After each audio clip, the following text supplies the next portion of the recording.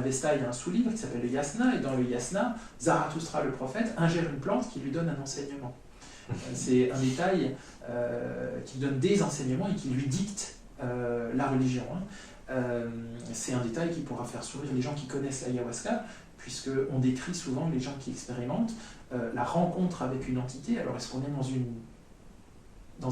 dans une inclination à l'anthropomorphisation d'un végétal? En tout cas, ce qui est intéressant de voir, c'est que dans le chamanisme, on va anthropomorphiser une plante pour lui donner un esprit, ce qui est en fait la création d'une interface anthropomorphique qui va faciliter la circulation d'informations. En tout cas, c'est ce qui se passe déjà chez Zarathustra, dans une religion qui se situe aujourd'hui où il y a l'Iran et l'Irak qui étaient plus vagues à l'époque, qu'on appelait la Perse. Et quasiment simultanément, on a la naissance du védisme qui donnera plus tard, après beaucoup de ricochets et d'influences nordiques et chamaniques, qui donnera plus tard l'hindouisme, qui est un fabuleux syncrétisme, qui donnera plus tard le bouddhisme.